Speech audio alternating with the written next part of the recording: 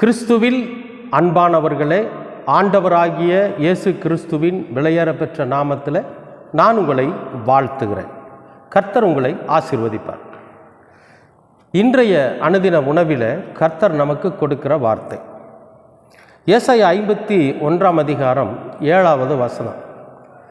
நீதியை அறிந்தவர்களே, என் வேதத்தை இருதயத்தில் பதித்திருக்கிற ஜனங்களே, எனக்கு செவி கொடுங்கள். மனுஷரின் நிந்தைக்கு பயப்படாமலும் அவர்கள் தூஷணங்களால் கலங்காமலும் இருங்கள். எவ்வளோ ஒரு அற்புதமான ஒரு வார்த்தையை ஆண்டவர் சொல்கிறார் பாருங்க.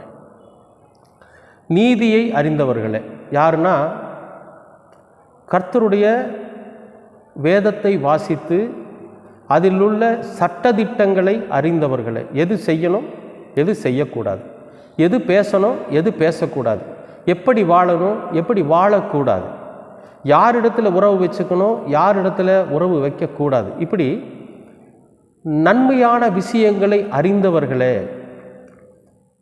அதுதான் நீதியை அறிந்தவர்கள்னு பேர்.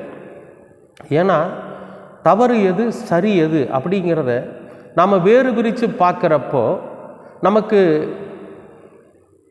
சரியான பாதையில் போகிறப்ப நம்முடைய வாழ்க்கையில் இடையூறுகளும் இன்னல்களும் பிரச்சனைகளும் வராது. தவறான பாதையில் போகிறப்ப நம்ம பயந்து பயந்து வாழணும், நமக்கு பிரச்சனைகள் வரும், நமக்கு நஷ்டங்கள் வரும், கஷ்டங்கள் வரும், இதெல்லாம் வரும். அப்போ சரியது தவறுது என்பதை வேறு பிரித்து பார்த்து சரியானதை செய்ய வேண்டும் என்கிற முடிவெடுத்து கடவுளுக்கு பயந்து வாழ்கிற வாழ்க்கை யார் வாழ்கிறார்களோ அவர்களே நீதியை அறிந்தவர்கள். அவர்களை தான் சொல்கிறார், நீதியை அறிந்தவர்களே. இருதயத்தில், அதாவது கர்த்தருடைய வேதத்தை இருதயத்தில் பதித்து வைத்திருக்கிறவர்களே. இப்போ நாம் இந்த பைபிளை வாசித்து இந்த பைபிளினுடைய வசனங்களை நம்முடைய இருதய பலகையில் எழுதி வச்சு நம்ம வாழ்க்கையில் எதை செஞ்சாலும் அதை இந்த வசனத்தை முன்வைத்து செய்யும். இந்த வசனம் இப்படி சொல்லியிருக்குது, இதை செய்யக்கூடாதுன்னு சொல்லியிருக்குது, இந்த வசனம் இதை செய்யலான்னு சொல்லியிருக்குது அப்படிங்கிற நம் எதை செய்தாலும் அதில் வேதத்தின் வார்த்தைகளை முன்வைத்து செய்யணும். எப்போ அதை செய்ய முடியும்னு கேட்டிங்கன்னா, நம்முடைய இருதயத்தில் அந்த வார்த்தைகள் இருக்கணும். இப்போ ஒரு இடத்துக்கு போகிறோம், ஒரு விஷயத்தை ஒரு செயலை செய்கிறப்ப உடனே பைபிள் எடுத்து திறந்து தடபுடன் எல்லாம் படித்து பார்த்துட்டு, ஐயோ இதில் இப்படி சொல்லியிருக்குது, எங்கேயோ காணுமே, இதில் பைபிளில் சொல்லியிருந்துச்சு, அந்த வார்த்தை எங்கேன்னு தெரியலையே அப்படின்ட்டுலாம் இருக்கக்கூடாது. இந்த வேதத்தின் வார்த்தைகள் இருதயத்தில் முழுமையாய் பதிவு செய்யப்படுகிற போது நாம் எங்கே போய் எந்த விதமான காரியத்தை செஞ்சாலும் அந்த காரியத்தை செய்கிறதற்கு முன்பாக இந்த வேத வசனத்தை முன்வைத்து செய்யணும். அதுக்கு ஒரே வழி என்னன்னு கேட்டிங்கன்னா, இந்த வேத வசனம் நம்முடைய இருதயத்தில் பதியப்பட்டு இருக்கணும்.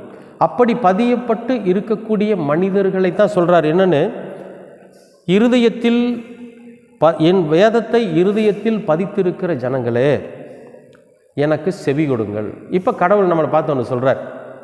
என்ன சொல்கிறார் அப்படிங்கிறத நம்ம கேட்போம். அவர் என்ன சொல்கிறாருன்னா, மனுஷரின் நிந்தைக்கு பயப்படாதீங்க. மனிதர்கள் நம்மை நிந்திப்பார்கள்.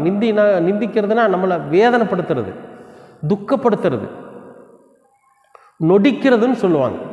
அதாவது, ஏன் தான் என்னை இப்படி போட்டு நொடிக்கிறையோ, ஏன் என்னை போட்டு இப்படி வேதனைப்படுத்துகிற, நிந்தனை. அதாவது நம்ம நிம்மதியாகவே இருக்க முடியாது. ஒவ்வொரு நாளும் ஒவ்வொரு நிமிஷமும் நமக்கு என்ன நடக்குமோ ஏது நடக்குமோ அப்படிங்கிற பயத்தை உருவாக்கி கொண்டே இருக்கக்கூடிய ஒரு நிலை. அப்போ மனிதர்களால் ஏற்படுகிற நிந்தனை, எந்த மனுஷனை பார்த்தாலும் இவன் நமக்கு எந்த பிரச்சனையும் கொண்டு வந்து விட்டுருவானோ, எந்த மனுஷனை பார்த்தாலும் அவன் நம்மளை பார்த்து நம்மை கஷ்டப்படுத்துறது, வேதனைப்படுத்துறது, துன்பப்படுத்துறது.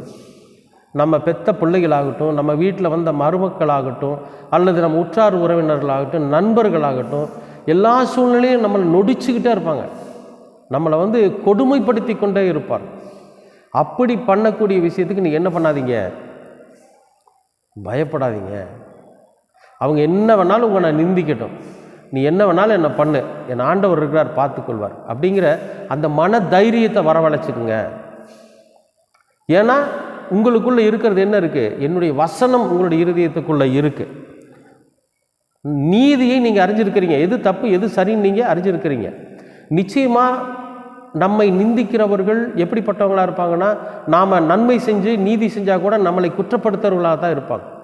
அப்போ நம்ம என்ன தைரியத்தில் இருக்கணும்னு கேட்டிங்கன்னா, அட நீ என்ன வேணாலும் சொல்லு, நான் நீதியை செய்கிறேன், நான் உண்மையை பேசுகிறேன், எனக்கு கடவுள் கற்றுக் கொடுத்துருக்கிற அந்த வேத வசனத்தை தான் நான் பேசுகிறேன், அதனால் நான் பயப்பட மாட்டேன் அப்படிங்கிற தைரியத்தோடு இருங்க அப்படிங்கிறார். அதுக்கு அடுத்து சொல்கிறார் பாருங்க, அவர்கள் தூஷணங்களால் கலங்காமல் இருங்கள். முதல்ல அவங்க நிந்திப்பாங்க, நாம் அதில் தைரியமாக இருக்கிறத பார்த்த உடனே நம்மளை தூசிக்க ஆரம்பிச்சோம், திட்ட ஆரம்பிச்சிருவோம்.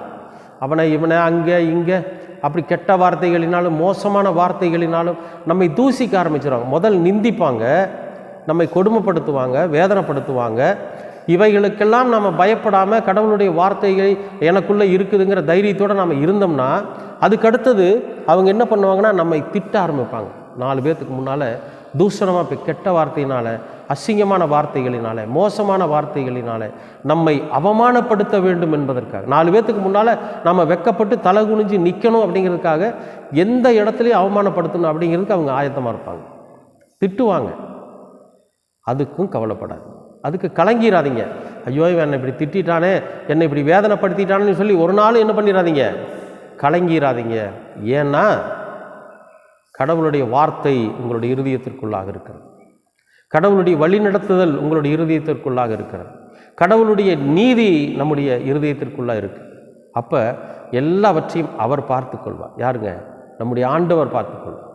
நாம் மன தைரியத்தோட யார் நம்மை அவமானப்படுத்தினாலும் சரி, எந்த அவமானமும் நம்மை நெருங்காமல் கர்த்தர் பார்த்துக்கொள்வார். அன்பார்ந்தவர்களே, இதுக்கு நமக்கிட்ட இருக்க வேண்டிய தகுதி 2. ஒன்று, நீதி உள்ளவர்களாக இருக்கணும். இன்னொன்று, கர்த்தருடைய வேதத்தின் வார்த்தைகளை நம்முடைய இருதயத்தில் பதித்து வைத்து கொண்டவர்களாக இருக்கணும். அப்படி இருக்கிறப்போ நிச்சயமாகவே எந்த தூஷணமும், எந்த அவமானமும், எந்த நிந்தையும் நம்மை நெருங்காது. கர்த்தர் உங்களையும் என்னையும் பாதுகாப்பார். கர்த்தர் உங்களை ஆசீர்வதிப்பார். அன்பின் பரலோக பிதாவே, அருமையான நல்ல இந்த அனுதின உணவிற்காக நன்றி. இந்த நாளை நீர் ஆசீர்வதித்து கொடுத்ததற்காகவும் நன்றி. ஆண்டவரே, நாங்கள் நீதியை அறிந்திருக்கிறபடியினாலும், கர்த்தருடைய வசனத்தை எங்களுடைய இருதயத்தில் பதித்து வைத்திருக்கிறபடியினாலும், எந்த மனிதர்களுடைய தூஷணமும் அவமானமும் நிந்தையும் எங்களை நெருங்காமல் நீர் பாதுகாத்துக்கொள்ளும். உம்முடைய பிள்ளைகளாக உம்முடைய சமாதானத்தையும் உம்முடைய வார்த்தைகளையும் ஏற்றுக்கொண்டிருக்கிற பிள்ளைகளாக நாங்கள் இந்த உலகத்தில் ஜீவிக்க நீர் எங்களுக்கு கிருபை பாராட்டும். தொடர்ந்து உமது கிருபையும் அன்பும் வேத வசனங்களும் எங்களை வழி நடத்தட்டும். திருக்குமரனாம் இயேசு கிறிஸ்துவின் வழியாய் கேட்கிறோம் நல்ல பிதாவே.